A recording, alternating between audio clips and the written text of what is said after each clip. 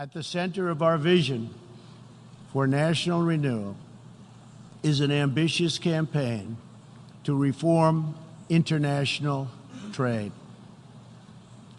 For decades, the international trading system has been easily exploited by nations acting in very bad faith. As jobs were outsourced, a small handful grew wealthy at the expense of the middle class. In America, the result was 4.2 million lost manufacturing jobs and $15 trillion in trade deficits over the last quarter century. The United States is now taking that decisive action to end this grave economic injustice. Our goal is simple. We want balanced trade that is both fair and reciprocal. We have worked closely with our partners in Mexico and Canada to replace NAFTA with the brand new and hopefully bipartisan U.S.-Mexico-Canada agreement. Tomorrow, I will join Prime Minister Abe of Japan to continue our progress in finalizing a terrific new trade deal.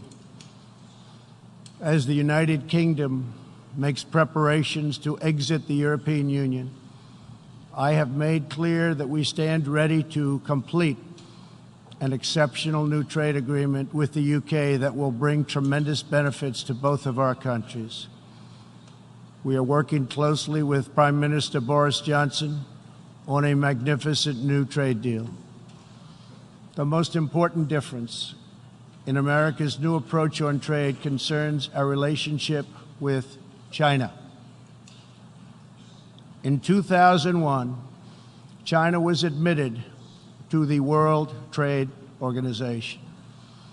Our leaders then argued that this decision would compel China to liberalize its economy and strengthen protections to provide things that were unacceptable to us and for private property and for the rule of law. 2 decades later, this theory has been tested and proven completely wrong.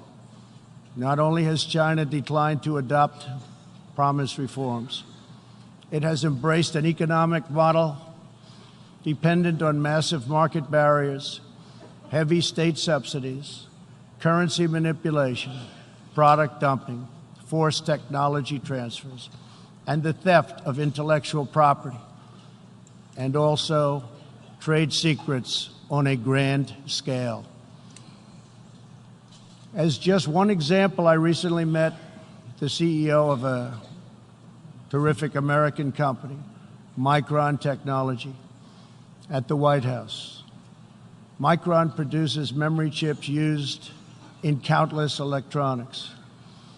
To advance the Chinese government's 5-year economic plan, a company owned by the Chinese state allegedly stole Micron's designs, valued at up to $8.7 billion. Soon, the Chinese company obtains patents for nearly an identical product, and Micron was banned from selling its own goods in China. But we are seeking justice. The United States lost 60,000 factories after China entered the WTO. This is happening to other countries all over the globe. The World Trade Organization needs drastic change. The second largest economy in the world should not be permitted to declare itself a developing country in order to game the system at others' expense. For years, these abuses were tolerated, ignored, or even encouraged. Globalism exerted a religious pull over past leaders, causing them to ignore their own national interests. But as far as America is concerned, those days are over.